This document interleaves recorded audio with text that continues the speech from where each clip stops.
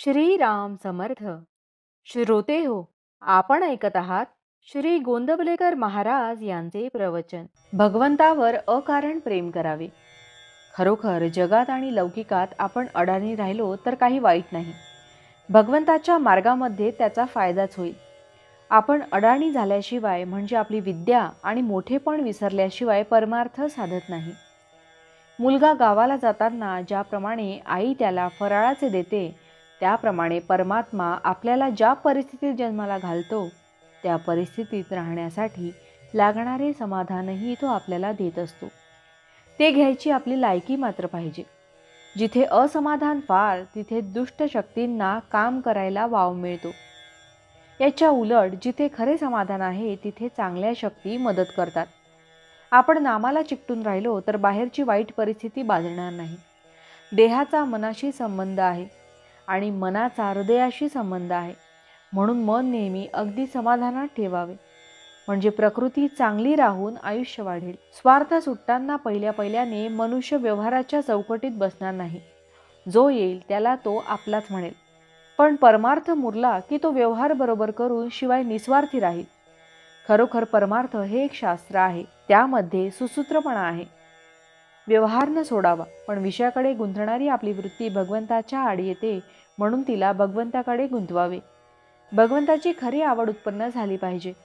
भगवंतावर अकारण प्रेम करणे याचे नाव परमार्थ. परमार्थाला डोके शांत पाहिजे. एका गृहस्थाला सगळीकडे रामाची मूर्ती दिसू लागली. झाले, त्याला वाटले की देव आपल्याला भेटला. पण हे काही खरे भगवंताचे दर्शन नव्हे. तो सर्व ठिकाणी आहे अशी भावना झाली पाहिजे. परमार्थाची काळजी करू नये. ती काळजीच प्रगतीच्या आड येते. वय वाढू लागले की आपले सर्व अवयव जसे प्रमाणात आपोआप वाढतात, तसेच परमार्थाला लागणाऱ्या गुणांचे आहे. आपण साधन करीत असताना आपली प्रगती किती झाली हे सारखे पाहू नये. समजा आपण आपल्या परसात एक झाड लावले आणि ते किती वाढले हे पाहण्यासाठी रोज त्यांच्या मुळ्या उपटून आपण जर पाहू लागलो तर ते झाड वाढेल का? अगदी तसेच परमार्थाच्या प्रगतीचे आहे. मनुष्याला परमार्थ किती साधला हे त्याच्या बोलण्यावरून आणि दृष्टीवरून ओळखता येते.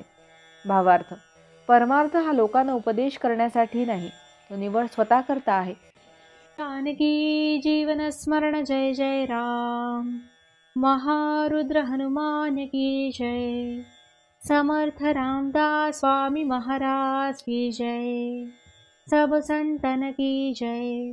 श्री अनंत कोटि ब्रह्मांड नायक राजाधिराज सच्चिदानंद सद्गुरु श्री ब्रह्म चैतन्य महाराज की जय. जय जय रघुवीर समर्थ. आता आपण 13 वेळा नामस्मरण करूया. श्रीराम जय राम जय जय राम. श्रीराम जय राम जय जय राम. श्रीराम जय राम जय जय राम. श्रीराम जय राम जय जय राम. श्रीराम जय राम जय जय राम. श्रीराम जय राम जय जय राम. श्रीराम जय राम जय जय राम. श्रीराम जय राम जय जय राम. श्रीराम जय राम जय जय राम. श्रीराम जय राम जय जय राम. श्रीराम जय राम जय जय राम. श्रीराम जय राम जय जय राम. श्रीराम जय राम जय जय राम. जय श्रीराम.